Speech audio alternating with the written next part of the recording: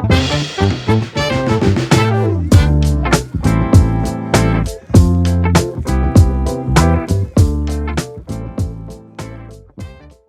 there, friends, and welcome back to another episode of Football Manager Therapy. I'm your host, Rich Owens, and it's quiet again. It's gone a bit quiet again. Kev, you're here. Hello, was it mate. something we said, mate? It must have. I think it's something we've said. Jeb's gone. I don't know where he's gone. Well, I mean, Jeb? We all saw on the tweets this week, he's kind of left the chat as well. He's, bit concerning. It's not been the best of weeks, has it, really? No. It's been a bit of a shocker, if I'm honest with you. And this is the cherry on the rubbish cake. Jeb's gone. I don't know what to do. Should we carry on regardless? I mean, we could try. I mean, there's a button I could press here. There's a button I could press on the stream here that would add a third host. Is there? Should we just press it and just see what happens? Should we just press it and just see what happens? Yeah. All right, then. All right, I'm going to press the button. 3, 2, 1. It's WhyCallum! Oh, Callum's back. Callum is back in an official capacity as the newest member of the FM team. Look at him. Hello, mate. How are you? I am wonderful. Thanks so much. I'm so glad that I can step in today for for the whole time. I'm not just here for 1 week anymore. I'm here for potentially forever. But what does forever mean, really? Well, that is the question. Yeah, exactly. Let's not get too deep too early. I suppose I've gone way too far early on. But I'm so happy. Thank you so much for inviting me to be onto the pod, chaps. It is an honour. Jeb is delighted. Jeb is happy. Over the moon. I would imagine if any of us have been able to get in touch with him. I'm sure he is. Rumour has it he's even left the country, which is a bit of an issue. But... I mean, last time I checked on Twitter and stuff, I can't see anything he's posting, and it says something about being blocked, and I don't know exactly what that means, but I assume maybe he's just busy. Maybe he's busy. Yeah, he's probably got a lot on, hasn't he? He's a busy boy. He's a busy boy. Hey, look at me. I get to say this for the first ever time. Welcome to the FM team this week. Welcome to Kev and welcome to Callum. Oh, that felt nice. Oh, that felt really, really nice. we are delighted to have you. The feedback from the episode we had with Callum on it was wonderful.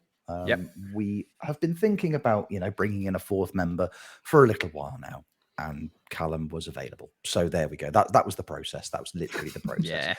Yeah. That's it. I'm really happy he's here. Way to make your new team member feel good. I know. It's what I do. It's what I do. Privately, I messaged you. I'm so grateful. I'm so grateful that you're here. But publicly, I'm like, yeah, cheers, pal. Whatever. Well, I like the fact you built up to me joining this week by talking about flop signings last week as well. I think that was really nice of you to sort of mention the fact that you're ready for me to be that flop signing. That in about a season and a half, Kev's like, yeah, I've given him enough time now. I think I'm going to get rid. Yeah. I've sent Callum on loan to Argentina for 6 months and he just doesn't seem to have done anything. I'm from Chile. I don't get why you've done it, Rich. I'm from Chile. Very confused. I misread the passport. I'm so sorry. I'm so sorry. Now, we're delighted to have you for a number of reasons. And I think not first and foremost, but one of the best ones. We like to start our podcasts every single week. If you've listened before, you know this. We like to start with a little update on our saves as what's been going on.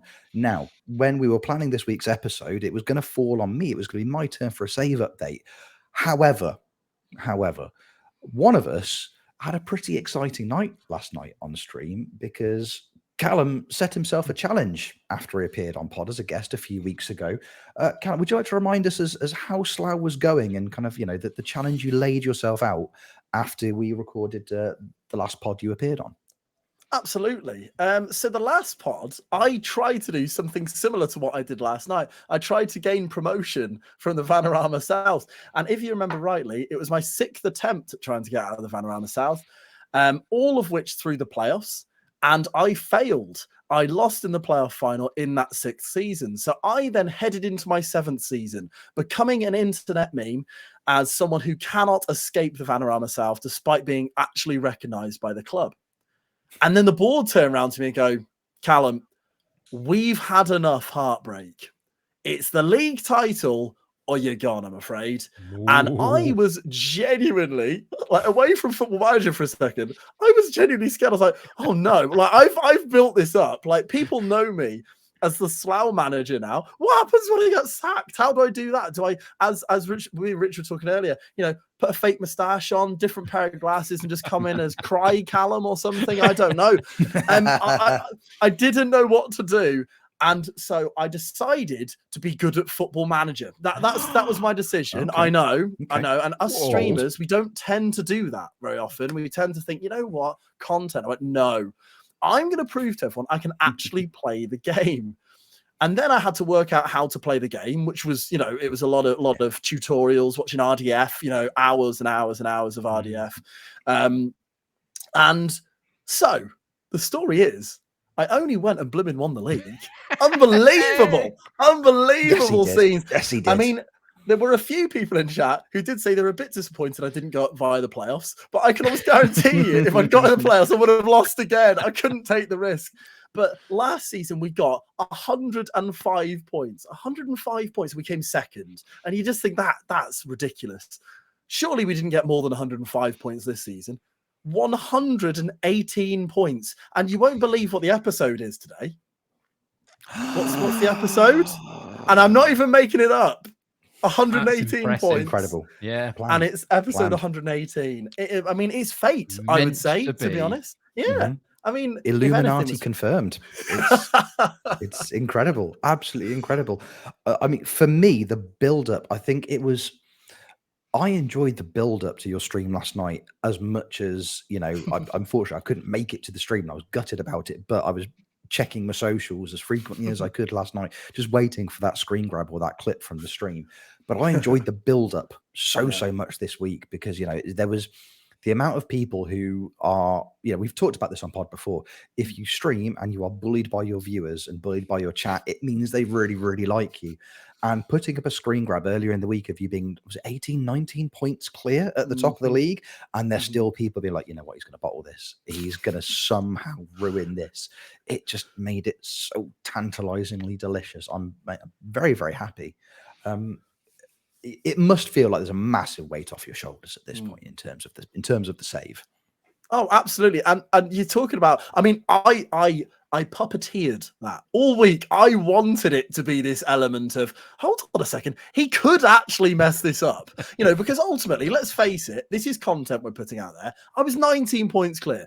I was probably going to win the league. That is the reality of the situation.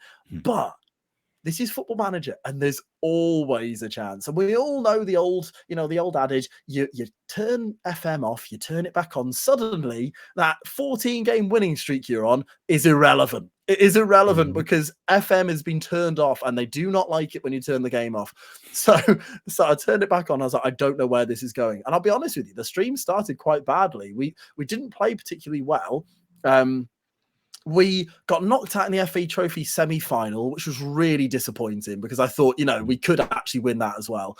And also, we were invincible going into the stream, and we lost our first game of the season. So the wheels did start ever so slightly falling off. And that 19-point gap went to 14 points as well. So there was this point where I was like, I might actually mess this up. Like I didn't think I was going to, but I might actually. But yeah, I mean, it's been brilliant. And I've been it's been really rewarding to see how invested people have got in it as well. Like you say, via Twitter, and in the Discord and stuff like that. I only streamed twice this week. I only streamed on Monday and Friday because of work. I was busy with work. But if anything, I think it built the tension up more. It was nice that I got that lead on the Monday. And then there was days for people to sort of go, oh, he might make this up. No, he won't make this up. I don't believe, actually. I think what if he gets to the playoffs? He's going to lose in the playoffs again, and it was just really, really great. But props to my 34-year-old striker, Harry Smith. He is 6'5", and everyone wrote him off every season. And I brought him in. It was the first time he'd been down at this level of football. And my word, the man is a Slough legend. He has scored. about 130 goals in 3 seasons. He's Slough's all-time top goal scorer. He's apparently 2 stars. Never believe the stars. Never believe them. He's tall. Like he's a big boy. Like he's gonna score goals. But yeah. So now we have the exciting task of a new league, and I don't know what I'm going to do there. I don't know any of the teams. What's going on? I've just been used to playing the same teams every season. But we're predicted to, they want us to finish in mid-table, which I think is achievable. But we'll see. Sometimes people go back to back in these sort of situations. You ride the wave, don't you? And you go up. But I just love playing in non-league. There's just something about non-league football and Football Manager, which is painful but magic. It's so difficult to get out of it. But when you do, I mean, I put a video up on my Twitter of the moment that we lifted the trophy, like, because with the maths of it, you never really know 100%, but we won it with a win away at second place Boreham Wood, which I just thought, for the content, love that, beating them to win the league.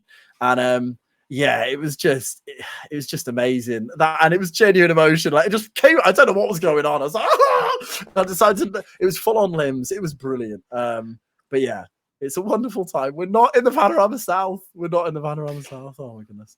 Exactly. I'm very happy for, although there is a slight concern that, you are to an extent Morgan Freeman at the end of the Shawshank Redemption. Callum is an institutionalized man now. He doesn't know how to function outside of the Valderrama South. But how's he going to get on? What's he going to do? Hopefully you'll find that, Tim Robbins has buried some money under a really specific rock in a wall somewhere, and then you'll just, just fly up the leagues. I mean, Kev, what a spectacular movie that is for incredible. a start. But I've got to ask, Callum, ultimately, you said at the beginning of your save update that you decided you needed to get good. What did you do? What did you change? What were the little tweaks from the previous season to this one that you felt actually worked? I'm asking from a perspective of having an absolute blooming nightmare of a week this week in Football Manager, and I need all the help I can get. So do tell. Well, as an FM expert, I'm happy to step in here, Kev. Thank you. So I'll be honest with you. I didn't change loads, and I think that was a big part of it, because in non-league, with your yearly contracts running out pretty much year on year, you have that option to basically start again every year, which is part of the reason I love non-league. And I finished on 105 points last season, and I was like, that's really good. I should have got promoted with 105 points. So I was like, right, I'm going to keep like 9 or 10 of the starting lineup. Some of them are quite young, so they're developing, they're getting better. Bring in a couple of strong sort of replacements, so I can have them if I do get those injuries, which I was fortunate to not get an awful lot of injuries. But I actually used the data hub.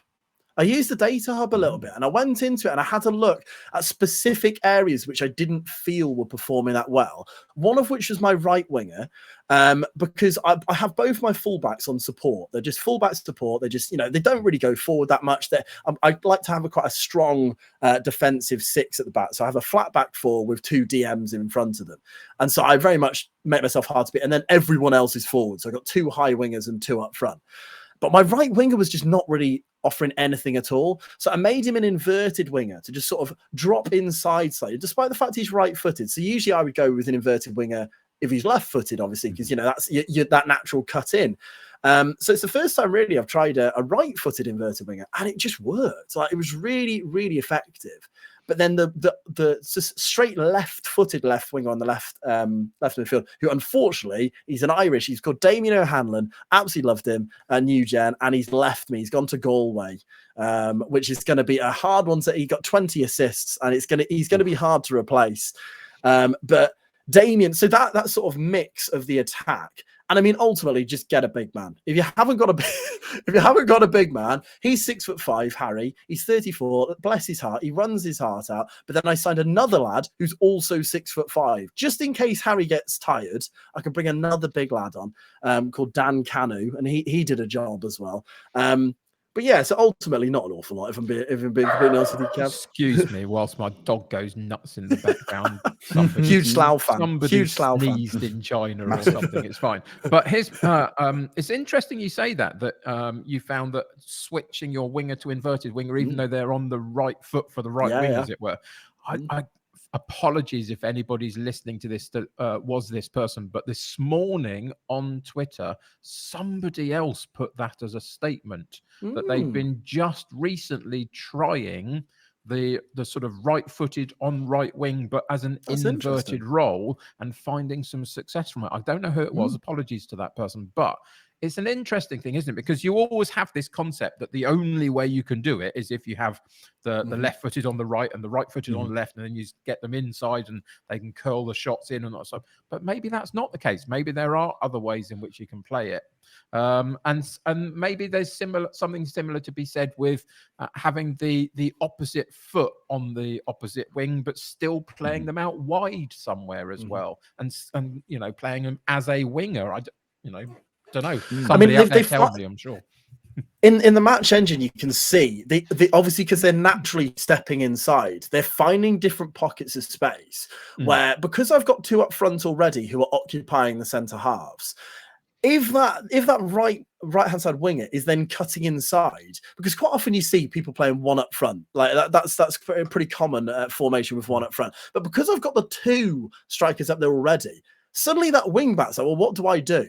Do I follow that winger inside, then leaving that space out wide, or do I leave him and then he's got that little pocket, if you like, in there? And I just found it worked really effectively.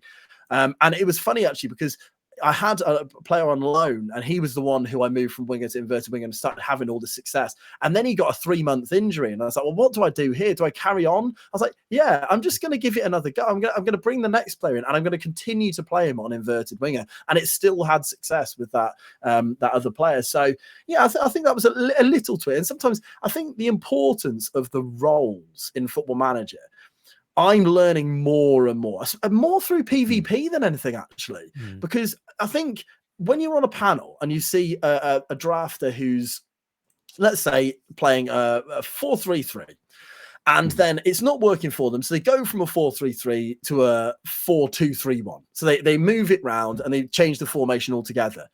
Obviously, that can have success, but what I'm seeing more and more with PvP now is they still play the 4-3-3. However, it might be the smallest tweak of a ball-winning midfielder who was on defend goes to support, or a deep line playmaker is moved onto that support duty or the defend duty, just to sort of alter their role slightly. But the difference it has on your lineup within Football Manager is massive. Absolutely. I think this year more than any other, the importance of understanding the specific player roles within your system, because you can set up your formation however you like, but I think it's that those slight tweaks, those slight variations. I mean, I've been doing something similar myself, because I've not streamed all week, but I've been doing bits and pieces ready for my big old stream tomorrow. At the time of recording, I've been doing some pre-season with my retro intersave. And based on some of the signings I've made pre-season, I've been altering just the positions ever so slightly just to test the difference. My formation, it's somewhere between a 4-2-3-1 and a 4-3-3. It's asymmetric and a bit wonky, but I've been having great success with just a wide midfielder on the left or on the right. And I've brought in a new player in that position. And according to the in-game data and according to their attributes, they're far better served as playing as a Mazzala, who will drift out wide anyway. So I did a couple of pre-season games with them playing as a Mazzala, like moving them inside and having them drift out there, and a couple of games with having them out there just as the wide midfielder. And it was so detrimental to the way the team played, even though it is somebody who's still moving out, occupying that half space on the right-hand side or on the left-hand side. It gave the team just such a different feel, and I wasn't getting the results out of them that I was hoping for. So I moved them back out to a wide midfielder, and it just clicked instantly. And it's not necessarily a role that particular player is recommended to play in, but it's just the way the team is set up. And I now know when I'm chasing games or whatever I'm doing, if I want the best results out of my team, that is one position that I can't afford to change, because it's integral to the way the rest of the team plays. You can change little bits and pieces inside. Like I've got an advanced playmaker in the middle. He can go to like a central mid on attack if I'm chasing and needing to score goals. I can tweak the roles of the players up front without needing to move them around the pitch too much.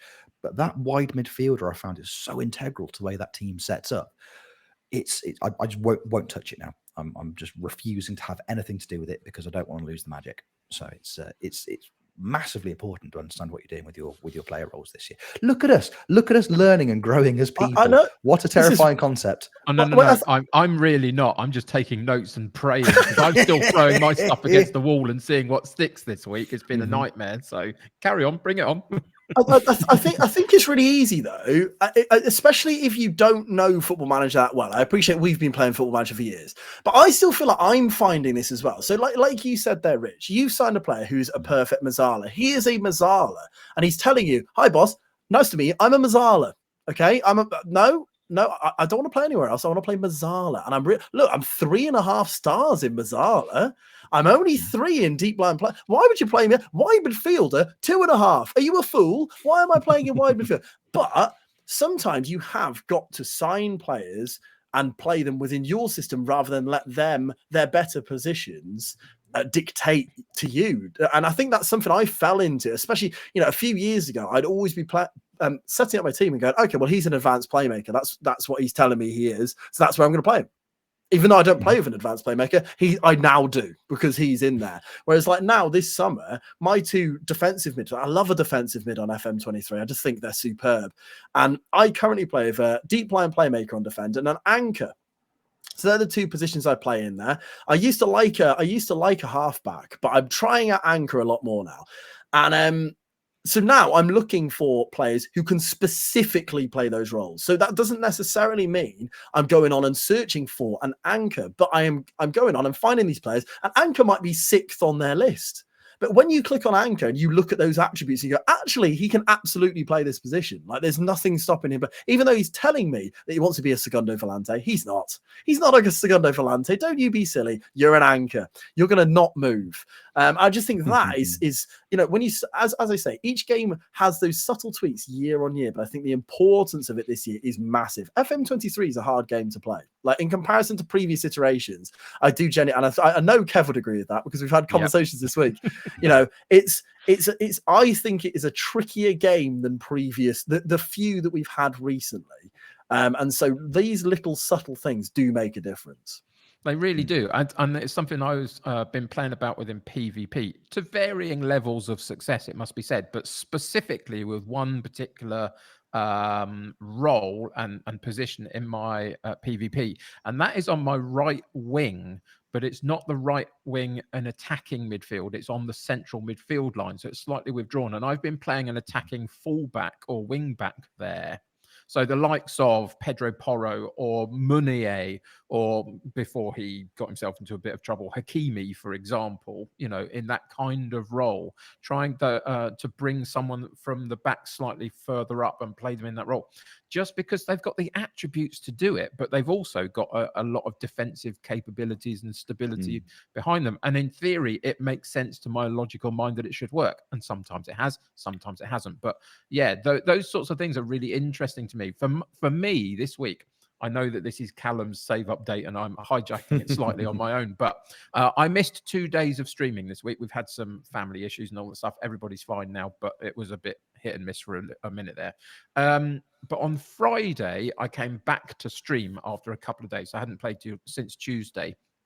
And nothing was really working again. It was just one of those frustrating streams where it wasn't getting going. They weren't looking motivated. We were hardly having highlights. And I had the wonderful Stick Piano in the chat and a few other guys in there. And so I just said, look, I'm bored, actually now bored of just not getting this right and not figuring this out and just going nowhere and feeling like it's so inconsistent. So what can we do?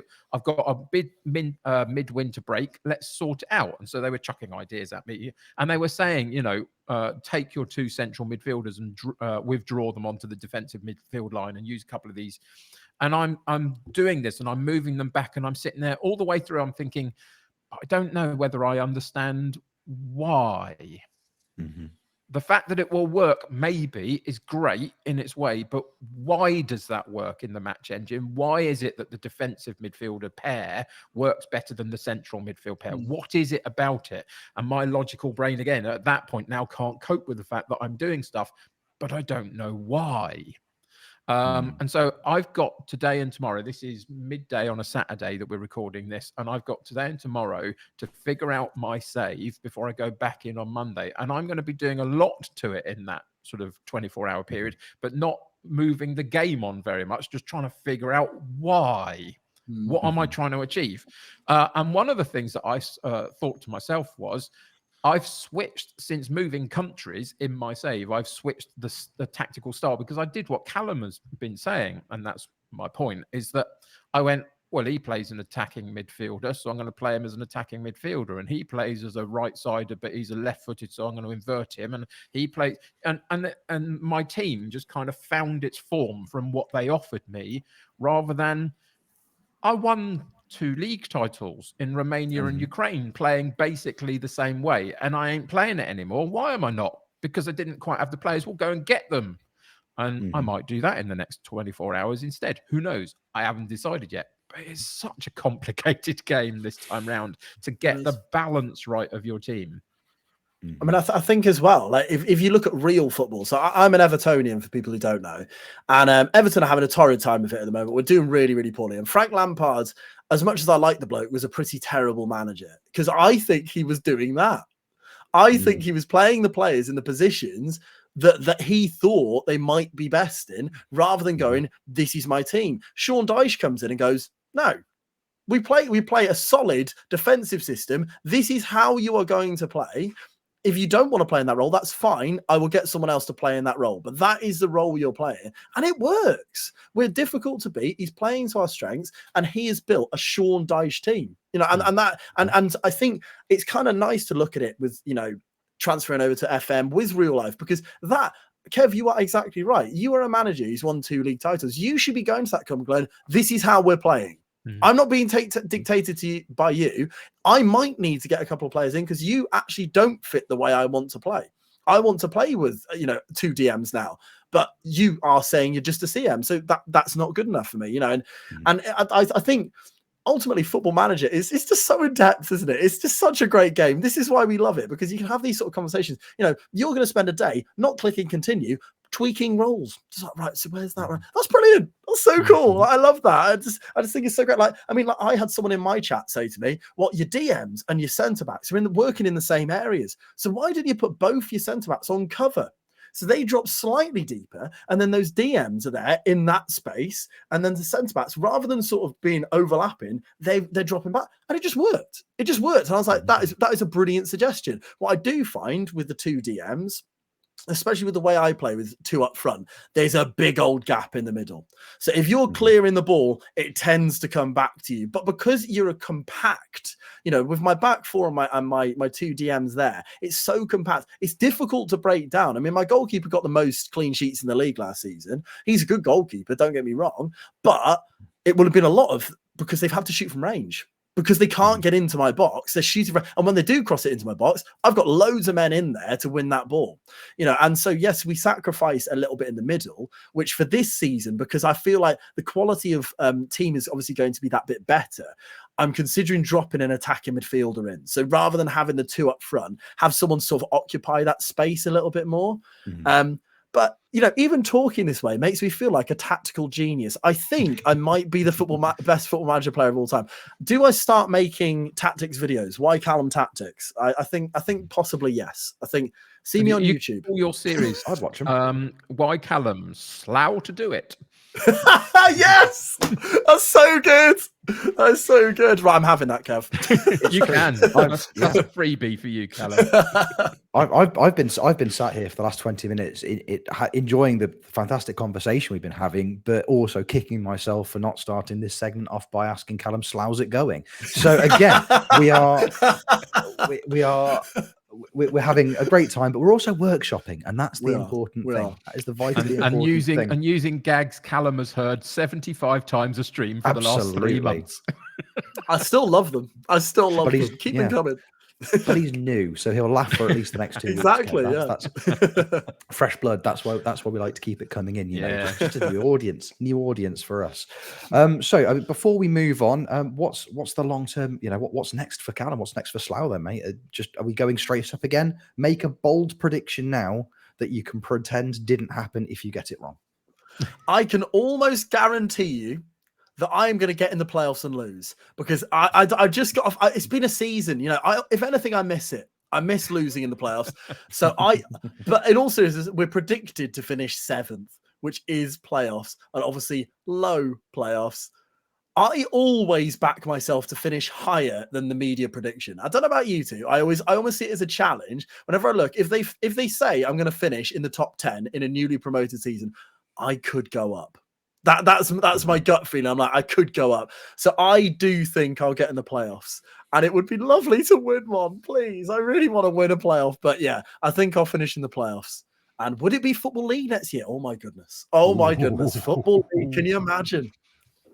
Wow. We hopefully the end of this season, we won't need to imagine, because let's make face it it. a beautiful You were reality. Incredibly successcul, having appeared on the podcast. So it's just that's true. Onwards that's and true. upwards from now. Exactly. Things have changed now. So I know how to FM now. So exactly. So more victories. I can smell them.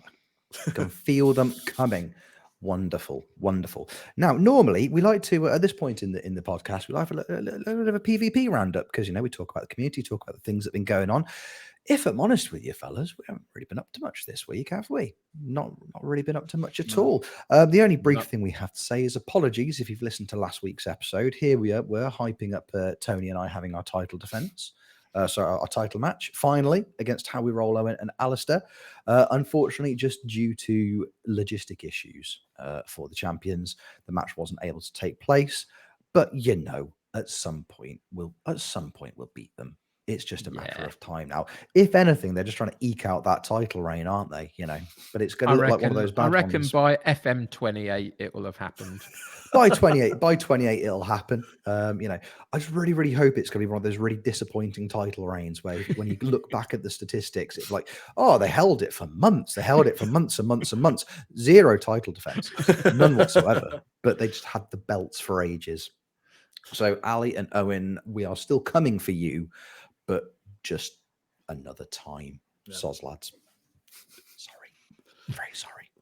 So there we go. Not a huge amount there. Soz, everybody. But you know what? And we Go didn't check out do the network game either. And we also didn't network save. We also didn't network save. So again, technically, another week of unemployment for Kev. But it's fine. It's fine. We came up with a provisional plan in our preamble today for what we're going to do next time we do the network game. So don't you worry. Don't you worry. Yeah, it's good. I'm going to be Jeb's director of football. Oh, can you imagine? I'd love that. I would love that. Massive shout out to Clates, by the way, who's been doing a director of football save on YouTube with Spurs. If you've not watched it, what an absolutely incredible series. And it seems daft to me that I hadn't thought of it myself, because it seems like such a straightforward concept, but he's done so well with it. Like his Spurs save playing as their director of football is magnificent. So Kev, I'd like you in behind the scenes at Wolves, and Jeb, just managing the first team. Outstanding idea. Am I right in thinking, I don't know if either of you spotted, I might be wrong, but I think I'm right to suggest that maybe Clates hit a milestone this week. Did he get to 40k followers or subscribers on YouTube or something? What a guy. Impressive stuff. So another person moving up into that sort of echelon of Football Manager creators. So shout out to Clates. He is awesome. And if you need any thumbnails and stuff doing, he's also a great one for that. He's done a lot of my recent ones. So yeah, he's a good guy. He is.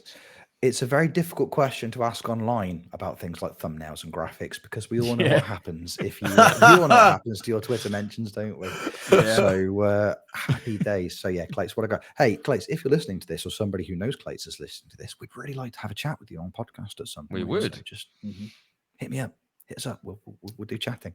I'm going to be honest with you, mate. If you do come on, it's going to be an hour of me just sat here going, thank you so much for doing a Worcester City save. And thank you so much for making them good, because it's just really, really nice to see. Because as a Worcester local, the club, not so great in real life. So watching somebody getting to live vicariously through somebody else's FM save is a huge win for me. So cheers, pal. We appreciate you. Moving on, fellas.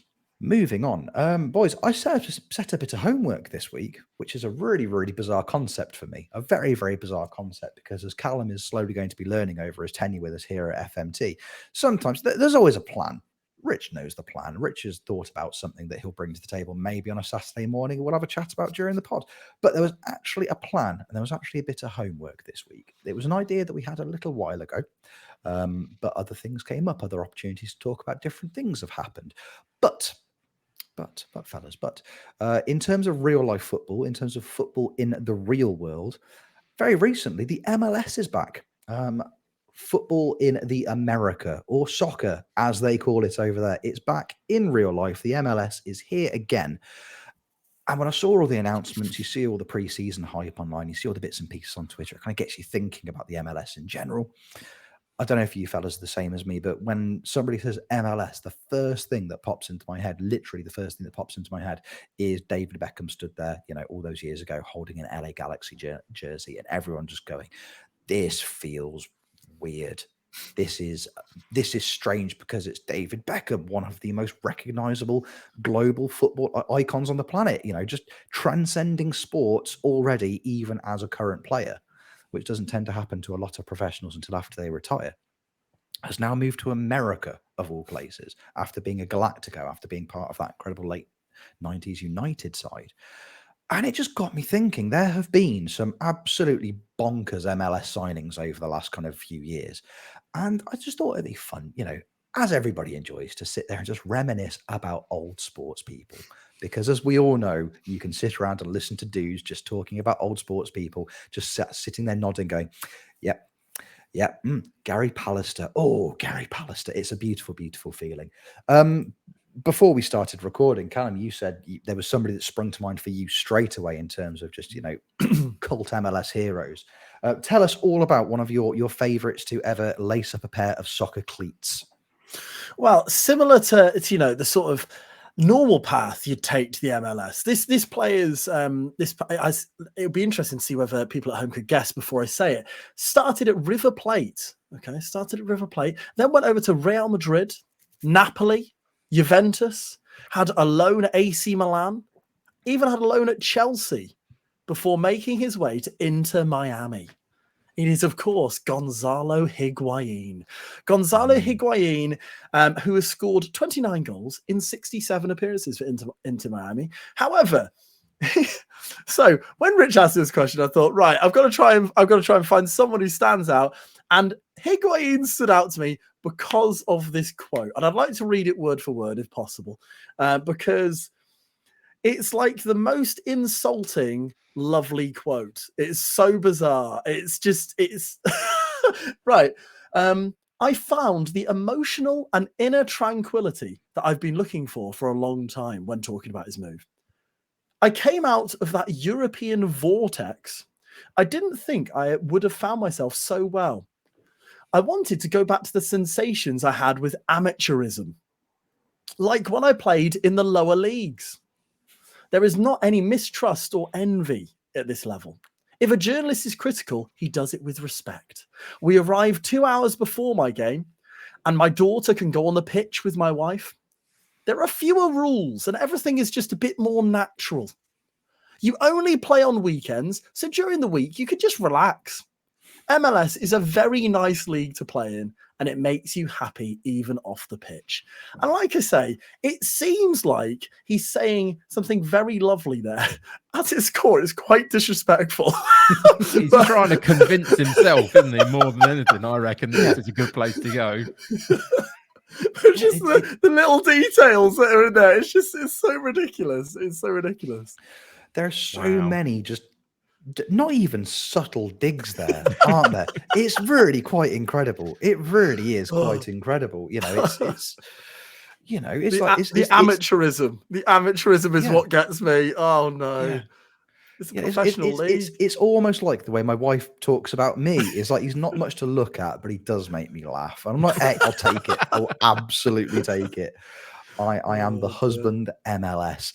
And again, it's a weird, like, Higuain's such a strange one, isn't he? Because he had such a prolific career in Europe, especially like his last few seasons playing clubs like Juventus, where he was one of the best in Europe for 2 or 3 seasons. And then, there was, for me, when I think about Higuain's career, it definitely felt like a little bit of a wind down. And, I think he's kind of, just not even subtly come out and said it there, has he? He's like, nah, it's just holiday, innit, mate? Just Yeah. fancy. Well, that's literally what he said, Yeah. isn't it? That is literally what he said. He said, I'm just having a Yeah. lovely time. I don't even have to do anything in the week. You just play on the weekend. I turn up 2 It's hours fine. before. I don't get the impression he trains. From what he said there, I don't think he trains. I think he just turns up for the game every week. I don't think he did at all. I think that there are some images of Higuain, and I don't get me wrong, I am a big fan of a retro football player trajectory. I enjoy a player finishing their career in somewhere like America after playing in Europe for a long time, and you see those pictures of them in that final season or those final couple of years out there, and they're not necessarily training as hard as they were. They might be having a few more glasses of wine with dinner. They have absolutely found the key to the pie cupboard, and I respect it enormously. And that is something that I think Higuain embraced for that kind of those last few months of his career into Miami, and I respect it enormously. There is a man who I think is enormously enjoying retirement now, so I think more power to him. Excellent shout though, excellent shout. Kev, I know again you've got some absolute crackers lined up. Yeah, I've got a couple that I want to talk to you about, and it's kind of opposite ends of the spectrum, really. But I think my thought going into trying to figure out who I wanted to talk about was basically because I'm not living in the States, and therefore I don't necessarily see firsthand the actual sort of impact around the game that these kind of guys have had. I mean, we all know how big a deal Beckham was, as we've already talked about. But away from that, all of these other guys coming in, are they just seen as another footballer until they actually start showing up on the pitch and then everybody goes, they're quite good, or do they already know who they are? So my first one is a little bit like that. If you are American and you've grown up watching American sports and a bit of MLS for a few years, do you really know who Robbie Keane is? Really? I mean, are you really connected when Robbie Keane signs for your club from where is he previous to that? He was in the Premier League on loan, having been at Tottenham and went into a couple of other loans. But do you really feel connected to him? But Robbie Keane, towards the back end of his career, had a good career around the English leagues. Scored like 80 goals in 200 games or whatever it was for Tottenham at one point, and looked pretty good. I don't know whether he gets a huge amount of credit for being as good as he actually was in terms of what he brought to the teams that he played in as well as his goals. But he went to LA Galaxy for a 4 or 5 year stint over there, and he got 83 goals in 125 games. That's not bad going. And for a team like LA Galaxy at that point, that's going to be quite impactful to them, you would imagine, in terms of getting that consistency of goals at the head of your team. And so whilst he's winding down his career a little bit, he did go on to go to a couple of other teams for a little while after that and then, stopped playing. But that's the first person I want to bring up purely because he had a good opportunity to play in some really big teams and really big leagues in England specifically. And then knowing that he was coming to the end of his career, decides, okay, now is the time to maybe go to a slightly less high quality league than what I'm used to, but one that I can contribute to, still feel competitive in and still achieve something. And he managed to achieve that, which is great for him. So I think he had a big impact on the team that he went to, but also just highlighted the thought that if you know where you're shopping for your players, you can get some incredibly good talent into your teams in those kind of leagues. And then we flip it. So this is a guy in Robbie Keane that was at the big teams, went to MLS late in his career. We then go to somebody who started at Man City, but didn't really succeed at Man City. Played 30 games for them, only scored a couple of goals, moved on, went to the likes of Southampton before Plymouth and Charlton. So you can see that the trajectory of their career goes somewhat down from where potentially they started as a young player, and was scoring goals in those places, 17 in 32 at Plymouth, for example, so not bad. But then Bradley Wright Phillips moves to America. And he goes to New York Red Bulls and he plays 195 times for them, considering in the previous 5 clubs, he probably hadn't done that. mostly between them, I don't think, although he did. But 195 games for New York Red Bulls, 108 goals. 108 goals. This is a guy that started at Man City, knew the basics of the game incredibly well, was well trained as a youngster, obviously going through their academy and all that kind of stuff, and then found his route as a professional into mid-tier teams a little bit, dropping down the divisions, finding his position, but then got given an opportunity to go somewhere completely different and took it, was brave enough to take it. How many youngsters do we find come out of these academies and then 5 years later you find them down in the Vanarama National South League playing for Slough under Callum or whatever it might be? You know, that's the sort of trajectory that you sometimes find. But he did something different and he went and took a risk.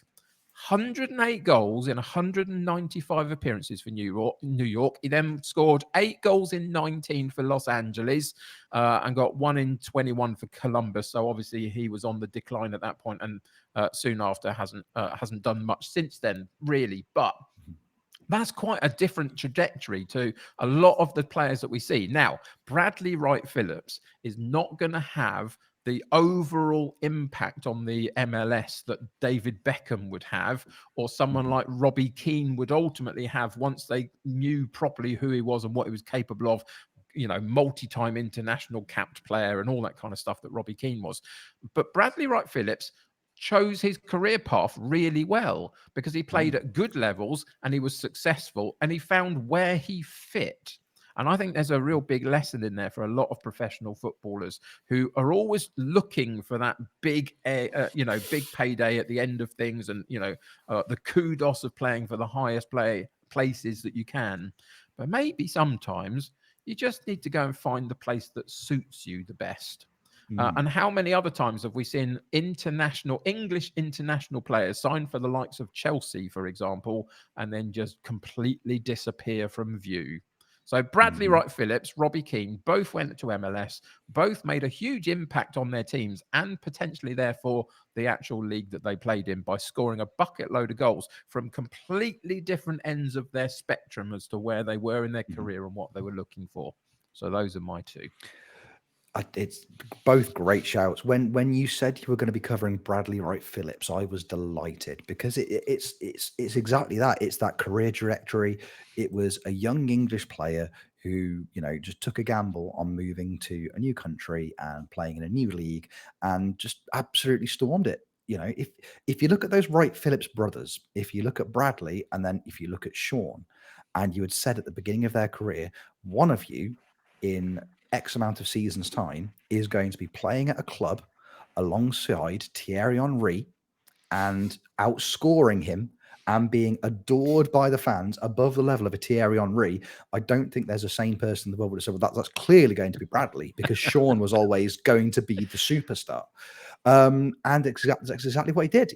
Thierry Henry was playing at New York Red Bulls at a similar time, same time as Bradley Wright Phillips. And Bradley Wright Phillips was in his pomp at that stage. So it's incredible to see. Absolutely incredible to see. I think you're right. I think it just sets that, it shows young English players, as you say, that might not necessarily have the ability to play in the Premier League, but there are other leagues out there in other countries where you're going to be able to, hone your craft. And it's really, really interesting to see that happening even now. And you can make the compelling argument, as you say, Kev, that Bradley Wright Phillips is one of the catalysts for that kind of thing. Yeah. I think I'll be honest with you, Bradley Wright Phillips isn't one who's always at the forefront of my mind, and I apologize, Bradley, if you're listening. I don't wake up every morning and go, I wonder how Bradley is, but obviously this has reinvigorated it. So I did just do a quick Google search. I was like, I wonder, exactly how so it was very much Red Bulls, wasn't it, when he was when he sort of had his pomp, but then he sort of dropped down, played for a few different teams. But I just read that apparently on his retirement, he signed a 1-day contract with New York Red Bulls to retire as a New York Red Bull player. Yep. I just think that's really cool. I don't know. It's kind of beautiful, isn't it? Because he wanted to retire. Signed for them, retired. Yeah, just this is lovely. And I don't know. As you say, most of the ones that come to mind are aging players, aren't they? Aging players who are ultimately let's not sugarcoat it, going for a payday. Like they're going for a payday and they're able to play, like you said about Robbie Keane, he's probably not at the level to be able to play at the top level of English football. So why not go and play at the top level of a different country's football? And but Bradley Wright Phillips, as you say, I wonder whether there will be, and there probably are, let's face it, there probably are more players in that sort of bracket that aren't as recognizable, because Bradley Wright Phillips has got the Wright Phillips name. He was a famous, regardless of his ability, people knew about, because of Ian Wright, because of Sean Wright Phillips, people knew about Bradley Wright Phillips. I'm sure there's plenty others who you can sort of look through who have gone on a similar trajectory, but it'd be nice to see more. Because there are so many failed youth players I'm thinking about, through the Premier League system. How often does a Premier League club play a team and they've got 3 or 4 of players that have come through the youth academy? It's so rare because they tend to sign players instead. So it might be a nice thing for, these academies to go, okay, well, you've got to the end of the academy. Unfortunately, you're not going to make it at Fulham. What are you going to do? I'm going to go to the MLS for 3 years, see where I can sort of build a bit of a reputation over there and come back to England and see what I can do then potentially. It's interesting, isn't it? Yeah, definitely. Absolutely. Yeah, absolutely. It is. Have you got any, Rich? I have. And I'm going to go flip side of the coin, because when I think about this, because for me, Beckham is that standout in my head. Somebody who at that stage in their career could have gone to arguably any club in the world. He could have, I don't think there's a single European club that would have said no to him at that stage. He could have gone anywhere and he chose the MLS. I've got a couple of players who made MLS moves when you could argue they were probably in the prime of their career and starting to get, kind of recognition for their ability on, especially on a European level. The first one that always sticks out in my head, because I was a huge fan of him pre-move, is the atomic ant himself, Sebastian Giovinco. All 5'4" of him. Just a prolific, just rapid, hugely quick, technically gifted, Italian winger. Stick him in behind a striker. He was getting, really fought his way into a really, really good Juventus side. He was playing, he was picking up international caps with Italy. And then just, midway through his career, I think it was around 27 when he made the move, I'm going to go play for Toronto now. And just off he went.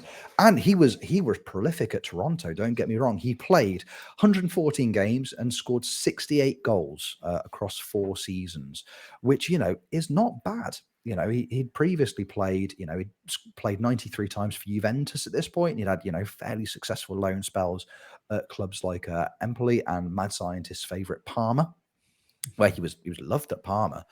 And then just out of nowhere, Toronto FC. It's like, yeah, well, I fancy a move to the MLS, albeit Canada, but still, I'm going to move.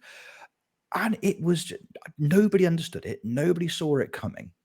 He essentially just killed his international career as well, because at that point he'd fought his way into an incredibly competitive MLS team.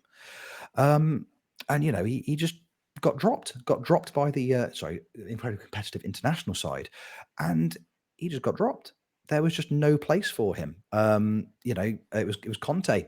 Conte dropped him from the Italy setup. Conte said, when you make a certain choice to go and play in certain leagues, you do so taking into account that you could play the consequences from a footballing viewpoint, which is essentially just Antonio Conte saying, I'm sorry, I can't take you seriously if you're playing in the MLS, because it just seems like such a strange sidestep from the career trajectory that he was on at Juventus. But I just think, Giovinco was devastated. He was like, I want to be playing for my country. And I don't see, I'll just have to keep trying and improving and keep trying to score more goals and keep trying to get better, which generally speaking, ironically, he never managed. He didn't replicate the numbers from his first season in any of his other ones during his time in the MLS. But to me, that is a really, really bold decision. We've talked about Bradley Wright Phillips, choosing a different career path, of choosing to take a gamble. This is almost, again, the flip side of that coin. He took a gamble, moved to a club where he was going to be straight away the best player, arguably one of the best players in the league, just by going there. But if you're comparing something like Serie A and you compare in the Italian national team setup, if you compare that to the MLS, and there's no disrespect to the MLS, it's not the same standard of league as that. So it was a bold choice on his part, and he was still an exceptional footballer. I don't think there's you couldn't make the argument that he got any worse. But it was just, to me, it always sticks out in my mind as somebody who took a gamble. And if you look at the numbers, look at the statistics, it paid off for him career-wise in that respect. But it also was hugely detrimental to other areas of his career. And you don't see that happen very often these days. Somebody who's in their prime choosing to make that move to America. So that's always one that sticks out in my head. Yeah. Yeah, ironically, again, the flip side of this with three-sided coin we're on now. There's another player who I absolutely love, still playing now, I believe. He is still playing now. I've just checked. Still playing now. And again, made that move to the MLS, again, arguably in his prime. But it seems to be kind of looked on slightly differently because he's a Mexican international. Everybody's favorite former Arsenal youth team player, Carlos Vela. I love Carlos Vela. I love Carlos Vela as well. Everybody loves Carlos Vela. Everybody because you can't not love Carlos Vela because he's an excellent footballer. Despite my slightly negative experiences with managing in Mexico on this year's FM, if you can prove I did it, I don't know how you possibly could. Mexican international legend. You know, he's one of their most 72 caps for Mexico. I felt like it would be more, weirdly, but 72 Mexican appearances. Again, European pedigree. So starts out his career at Arsenal, you know, loans all over the place. He spends quite a bit of time in Spain. A really, really forgettable loan move to West Brom. Like one of those players who had a West Brom loan that people just forget happened. Like Carlos Vela and Serge Gnabry. Like why? In what universe did that happen? But it did. And then a successful loan move at Real Sociedad. And then a permanent signing there, spent 6 years in Spain with Sociedad, 184 appearances, 54 goals. And then arguably, again, in his prime, he's 28 years old. Probably one of Sociedad's best players at this point. He goes, no, I'm just going to go off to the MLS, if you don't mind, because I'm going to go sign for LAFC. And that was it. Off he went. I don't know, being a North American player, I don't necessarily think there are the same kind of levels of criticism of his decision to make that move. But again, he's still at LAFC now, 122 appearances, 70 goals, still incredibly good. You know, people still rave about him. People are still picking him up in PvP competitions on FM. You know, still a very, very good player. But again, it was an interesting move to choose to head back to North America that kind of early in his career. You felt like he had another, you know, playing at the level he was playing at Sociedad, maybe he had another 2-3 years at the top level in Europe ahead of him before eventually making that move. So again, it's a very, very interesting one. But the thing that I really like about him, the thing that I really, really like about Carlos Vela is that regardless of the trajectory his career takes, if he was to do his cruise ship tomorrow and he could never play football again and his bank burnt down, he would never have to worry about homelessness because he is going to live rent-free forever in Zlatan Ibrahimovic's head, because it's one of my favorite ever quotes. We've had some great quotes tonight, but Zlatan was interviewed when he was having his stint in the MLS with the LA Galaxy. And the interviewer had the audacity to discuss the fact that Carlos Vela was having a world-class season. How, you know, what did Zlatan think? And Zlatan's response was simple. I am by far the best player at the MLS. Carlos Vela is 29. He's playing in the MLS in his prime. Where was I? Where was I at 29? In Europe. Big difference. Sure, Zlatan. Okay, cool. You justify that to yourself that way, mate. Just say he's good. Just say that he's good, Zlatan. Just admit it. Like, he's just always going to be in there, isn't he? He's always going to be in the back of Zlatan Ibrahimovic's mind. And there aren't many players that you could say that about. So yeah, Carlos Vela, Sebastian Giovinco. And you know, we've also touched on players like Zlatan turning up there as well. So those are my ones. more of that kind of thing, please. More random European players just moving to the MLS at 28 in the future, please and thank you. Nice. No, that's fantastic. Really interesting, isn't it? How they've all come from different places, different backgrounds, different career paths and places in their career. And I think that it goes to dispel slightly the fact that, for want of a better term, that the MLS is just a graveyard. It's not. It's a competitive sport. It's a competitive football league that if you find your right path into it for the right setup and the right team, it's like anything, isn't it? We've seen so many people, even in our own English leagues, for the three of us looking in, that ultimately they get the wrong appointment, they get the wrong player, or they get the wrong manager, and sometimes it just doesn't work. So you can go anywhere and be competitive in sport, then you're onto a winner, really. I think it's interesting as well, because if you look at the MLS, there are players, American footballers, coming over and being successful in the big leagues at the moment. You know, we're not in the world of Freddie Adu anymore. You know, we're especially goalkeepers. You know, sort of in the last sort of 20 years, there's been a lot of good American goalkeepers. I've always wondered whether there's a link between like basketball and football, because they will have learned, you know, done a lot of basketball. And I don't know. That's just a wild theory, but yeah, there are. I mean, you look at Leeds United this season, the United States of Leeds. You know, obviously under Jesse Marsh, they started bringing quite a few American players, like Aronson and Tyler Adams. You know, players who are key for the American national side. And it's all. I mean, as an Evertonian, I love Tim Howard. I thought he was an excellent goalkeeper for us. You know, so there are American footballers coming over. So the other way, you know, and coming into sort of the top European divisions as well. So it's quite nice to see. I mean, Clint Dempsey as well, a very good footballer. I'm just literally naming Americans now. But you know what I mean? Like it's nice to see. I mean, obviously, it is a gigantic country, the United States of America, especially in comparison to ours. But it is nice to see, because it's not their first sport. There's lots of people. I'll give a shout out to Lobes in my chat. He's an American, and he's regularly talking about American football in our Discord. And it's nice, because I feel like I don't know that much about it. And I think because it is, you know, across the sea and it's not in the European sort of top leagues, that it's easy to miss sometimes. I bet if we looked in the MLS right now, there'll probably be players who go, really, he's playing in there. Like there will definitely be a big, more than a handful in there. And I do think it's interesting the way it's set up and the attitude towards it. You know, Conte there saying, well, if you go into the MLS, you can't play for Italy.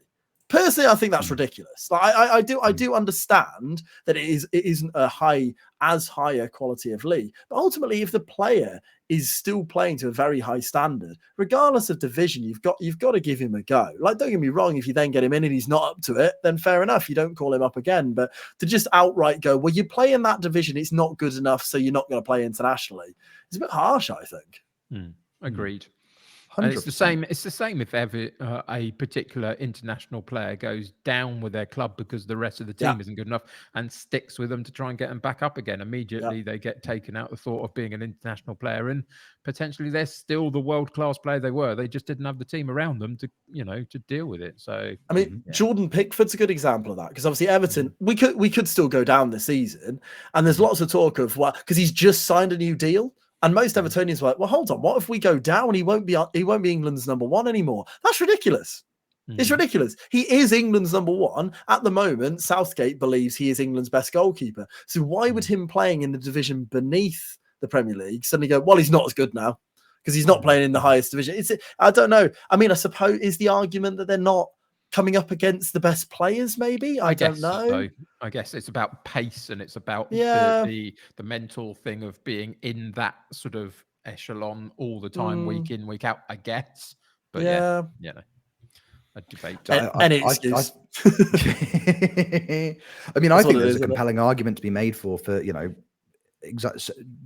Jordan Pickford is the prime example of that. If Everton find themselves in a scenario where they do get relegated this year, if anything, you could make the argument that I think Jordan Pickford should stay as England's number one, because Everton are going to be one of those clubs that's always the way. If a bigger club go down, if a bigger club get relegated, a club, you know, larger Premier League stature, then they are the club with the target on their back for especially that first championship season.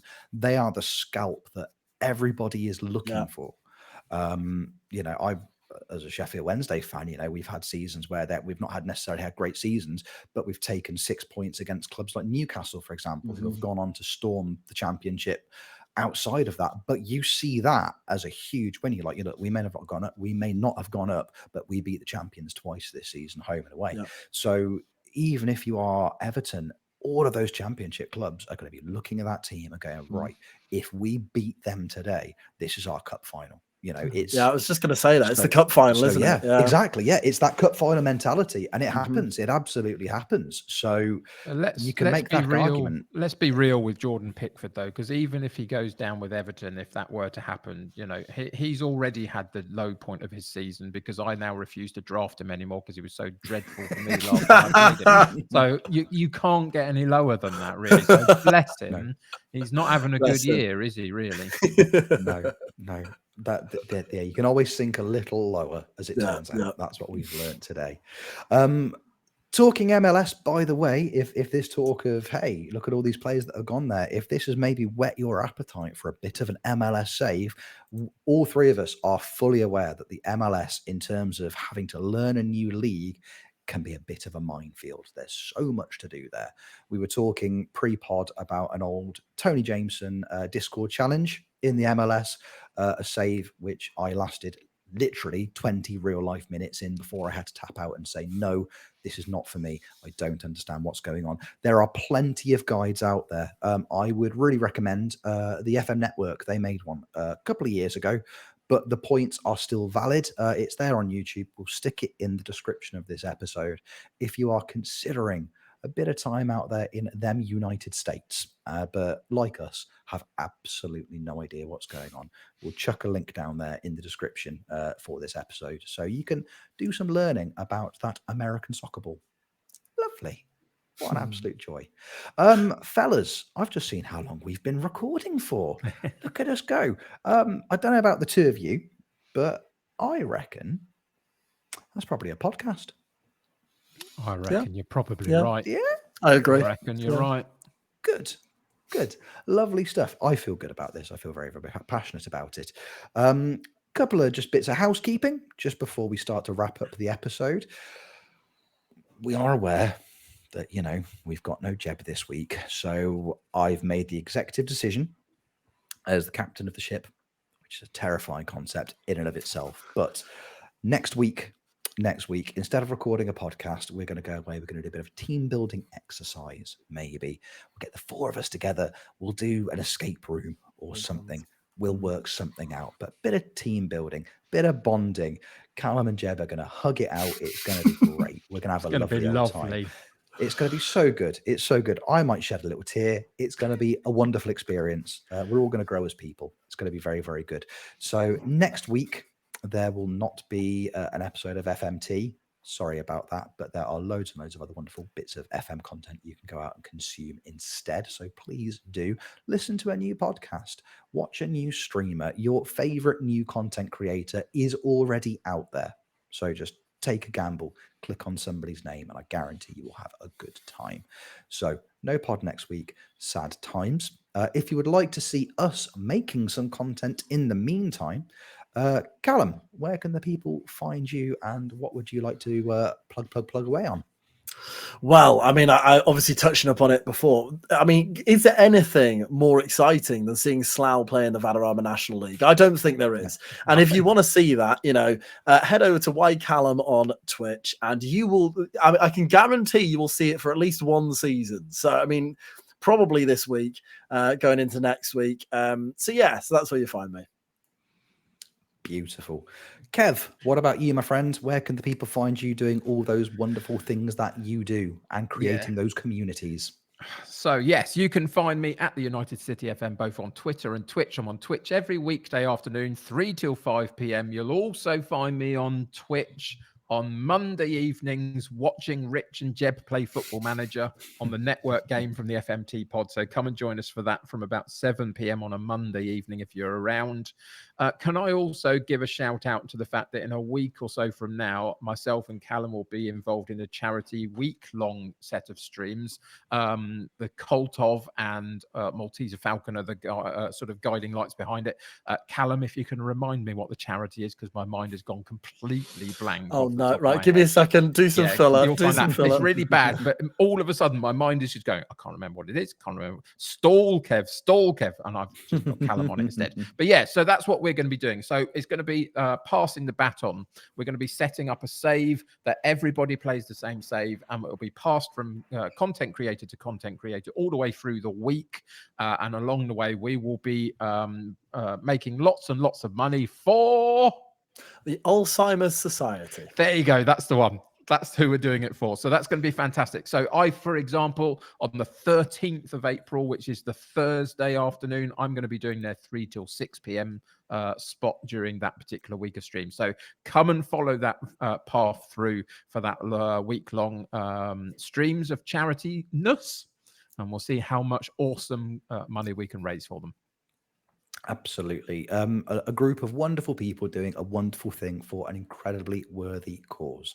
So again, we'll make sure all the links to the stream, all the info that you need about the project will be in the description of this podcast.